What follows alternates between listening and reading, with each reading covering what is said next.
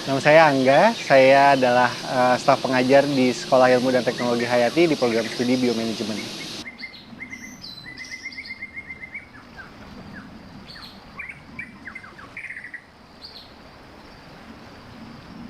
Um, Hubungan riset dan hubungan profesional dan personal antara SITH dengan Tunas Nusa sudah sangat panjang dari mungkin sejak tahun 2016 ya.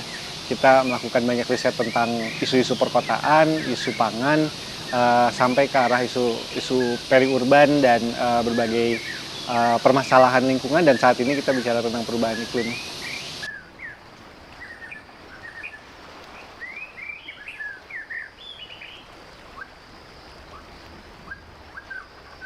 Setuju Bu, jadi uh, isu perubahan iklim itu kan isu yang kompleks. Kita biasa sebut sebagai wicked problem yang nggak bisa diselesaikan dengan satu solusi, satu disiplin ilmu. Kami melihat bahwa teknologi, penelitian, sains dan teknologi sudah banyak yang mencoba menjawab permasalahan perubahan iklim meskipun sifatnya masih sangat parsial. Nah, yang kita butuhkan sebenarnya adalah pendekatan yang lebih kolaboratif. Di kami belajar tentang apa yang kita sebut sebagai pendekatan multidisiplin, interdisiplin, dan transdisiplin.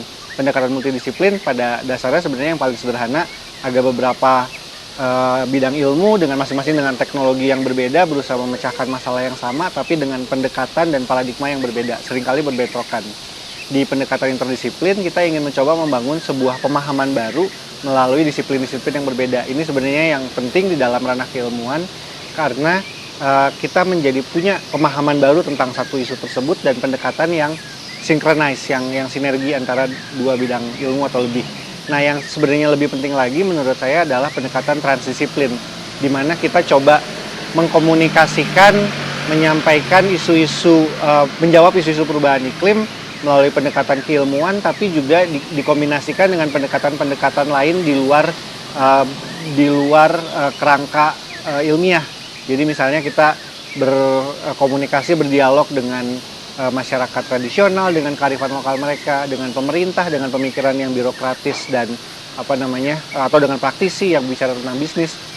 Itu tidak bisa dilakukan tanpa pendekatan, tanpa komunikasi yang sangat baik, dialog yang sangat baik melalui pendekatan transdisiplin itu. Jadi menurut saya kita perlu bergerak dari pendekatan monodisiplin, multidisiplin sampai ke arah transdisiplin, di mana ilmu itu bisa bisa dikolaborasikan, bisa dikomunikasikan dengan baik dengan semua pemangku kepentingan yang ada.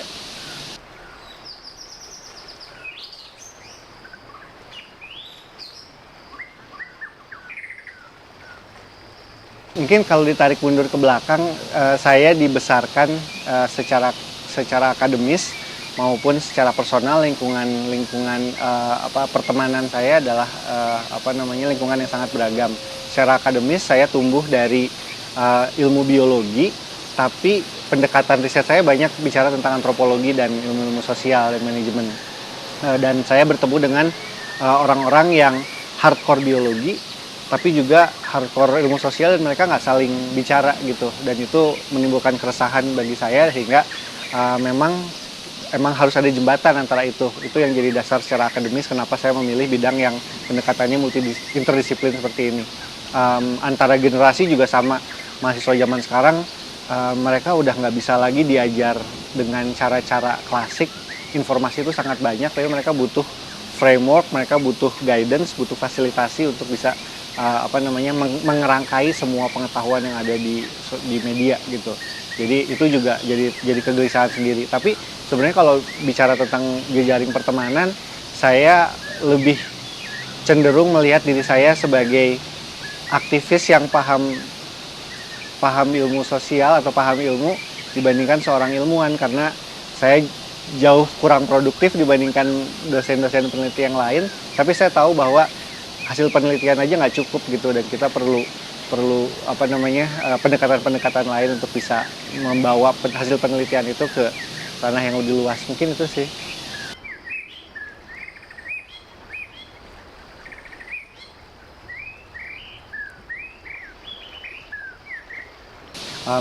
Saya mungkin cerita sedikit apa itu biomanajemen dulu. Kami di fakultas kami kami mendirikan biomanajemen, awalnya namanya pengelolaan sumber daya hayati dan lingkungan hidup tropika. Namanya cukup panjang, tapi itu berangkat dari berbagai pertemuan-pertemuan internasional tentang pembangunan berkelanjutan, ada Earth Summit, ada UNCBD, dan di situ sudah jelas bahwa ada kebutuhan untuk bisa memadupadankan pendekatan biologi dengan pendekatan sosial, ekonomi, dan manajemen untuk bisa mengelola lingkungan hidup dengan lebih baik. Nah, biomanajemen sendiri berangkat dari 3 hal itu. Kita punya core keilmuan biologi, kita punya core keilmuan sosial, dan kita punya core keilmuan manajemen dan ekonomi. Tapi yang mungkin jadi highlightnya adalah kita ingin biomanajemen adalah satu pendekatan yang kita sebut sebagai sustainability science, ilmu yang campur aduk gitu ya, berbagai bidang keilmuan, tapi punya satu tujuan yang sama, yaitu menjawab isu-isu keberlanjutan. Jadi sustainability science itu sudah banyak berkembang di Indonesia. Mungkin beberapa universitas sudah punya pusat-pusat studi keberlanjutan, tapi mungkin kami punya kekhasan karena biomanajemen bicara tentang isu keberlanjutan, tapi kita menggunakan pendekatan ilmu hayati. Jadi kita mungkin saat ini yang sedang berkembang ada istilah namanya nature based solution atau NBS. Ini sebenarnya dekat sekali dengan kami karena kami mencoba memahami fenomena-fenomena ekologis, biologis, dan melihat itu sebagai sebuah solusi untuk menjawab permasalahan yang lebih besar.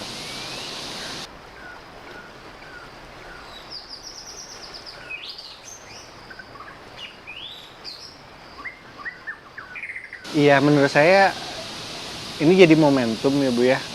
Metropolitan Rebana ini kan sesuatu yang tumbuh. Memang tidak seperti IKN yang mulai dari nol, meskipun sebenarnya saya juga bisa bilang itu nggak dari nol amat karena ada manusia, ada alam sebelumnya di situ. Tapi Metropolitan Rebana itu tumbuh secara lokasi juga strategis. Dia ada di secara dalam kaitannya dengan pertumbuhan ekonomi, area yang saat ini sedang tumbuh, tapi secara ekologis juga dia cukup unik. Dia ada di antara area pesisir dan pegunungan. Ada Gunung Cermai di sana, Taman Nasional, ada area pesisir yang juga punya potensi untuk dikembangkan.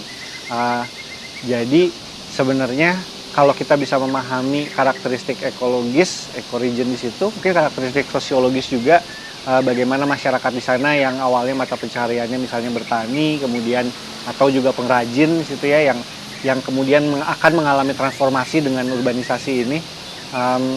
Kalau kita bisa memahami itu dengan lebih baik, kita bisa melihat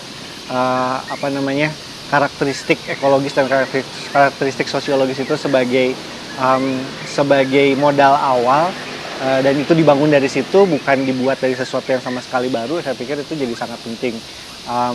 Ada beberapa kearifan lokal yang sebenarnya bisa dipotret gitu dari petani daerah Pantura, atau daerah pesisir atau daerah Majalengka, yang sebenarnya mereka lebih erat dengan sistem kebun talun dan agroforestry gitu ya, buah-buahan dan sebagainya. Itu juga mungkin bisa jadi basis untuk pengembangan Metropolitan Rebana sebenarnya.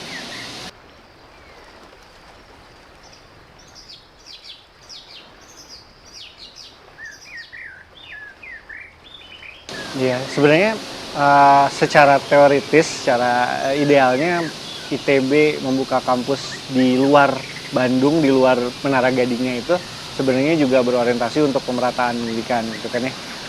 Dan kenapa Rebana? Ya memang karena kesempatannya ada di sana, di Cirebon, tapi juga dari ITB yang ingin membuka kampus di Cirebon, kita juga ingin memanfaatkan potensi-potensi lokal yang ada. Saya mungkin nggak bisa bicara untuk program-program studi yang lain, tapi untuk SITH sendiri, program studi biologi kami di Cirebon itu rencananya memang akan diorientasikan ke pengembangan pesisir dan laut. Jadi di situ kita melihat bahwa potensinya besar di sana. Kita ingin coba dorong ke arah sana, dan juga kami melihat, kita juga sudah berkomunikasi misalnya bekerjasama dengan Bapeda di Cirebon gitu, dan mereka menyambut baik untuk pengembangan misalnya konservasi mangrove di sana, kemudian pengembangan aquaculture dan sebagainya. Jadi secara keilmuan kita coba berkontribusi untuk menjawab masalah lokal, tapi juga kita melihat bahwa memang ya tadi betul seperti kata Bu Ramalis ya, jadi saat ini ITB itu kan memang dipenuhi oleh persaingannya tingkat nasional gitu. Dan memang banyaknya akhirnya teman-teman dari mahasiswa dari Jakarta, dari Bandung yang memang secara kesempatan mereka punya lebih. Nah, kita sementara di sisi lain kalau kita lihat datanya, angka pengangguran di Jawa Barat sangat tinggi, angka tingkat pendidikan di Jawa Barat juga relatif rendah gitu. Jadi kita mungkin ingin coba mulai dari Cirebon, memberikan kesempatan yang lebih luas. Saya yakin pelamar-pelamar di ITB di ITB untuk kampus Cirebon juga akan lebih banyak dari Cirebon dan sekitarnya. Jadi harapannya itu juga bisa membangun kemerataan. Seperti itu sih.